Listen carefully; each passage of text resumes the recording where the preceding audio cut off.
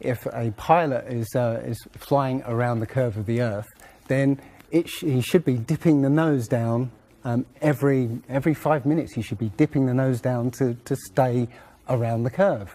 But the thing that really got me interested was, as you say, the gyroscope. In a plane, there is an artificial horizon, okay, and it's based on a gyroscope. And if you spin a gyroscope on a surface, it will want to stay upright. You can twist and tilt the surface as much as you like, the gyroscope will stay upright. So, if a plane has a gyroscope and it starts following the curve of the Earth, the gyroscope would stay upright, which means the artificial horizon will start to roll backwards. But it doesn't. That's absolute proof that a plane flies over a flat surface rather than a curved one. Because I asked the pilot on my last flight, do you ever notice the artificial horizon rolling backwards? He said, no, but the artificial horizon has complex electronics in it to make sure it knows where it is on the Earth and it compensates. But I went to the manufacturer of the artificial horizon, and they confirmed to me that it's completely mechanical, nothing electronic in it whatsoever. So it's literally just a gyroscope that can freely move. So that right there is proof to me that planes fly over a plane. None of it makes sense. The problem is that we're taught as children, this ball Earth lie, and you might ask as a child, what about the people in Australia? They're standing on the bottom of the globe, won't they fall off? And your teacher says, no, gravity. And you go, oh, okay.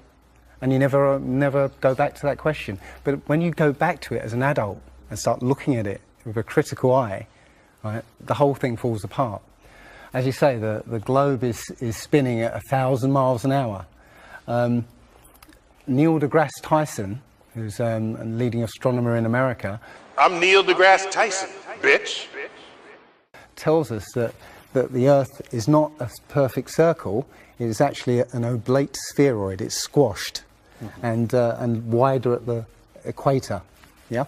So Earth, throughout its life, even when it formed, it was spinning, and it got a little wider at the equator than it does at the poles. So it's not actually a sphere.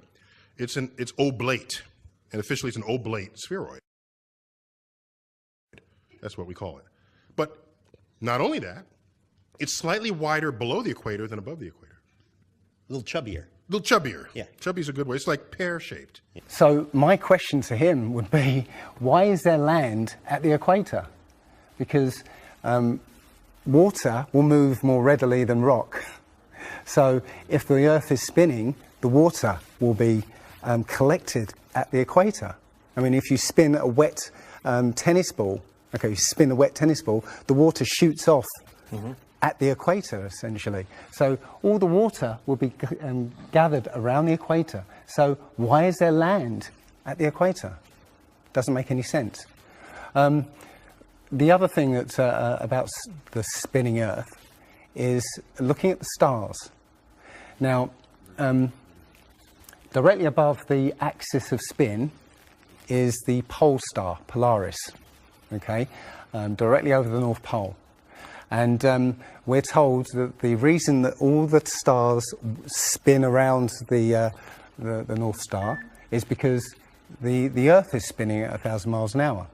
Okay, seems to make sense, because if you put a long exposure camera pointing at the North Star, you'll see the stars will make perfect circles around, perfect star trails. The only problem is the Earth is also orbiting the Sun at 67,000 miles an hour. Okay, the Sun is moving, dragging the Earth and all the planets up that way or that way at 600,000 miles an hour. So why do we see perfect circles?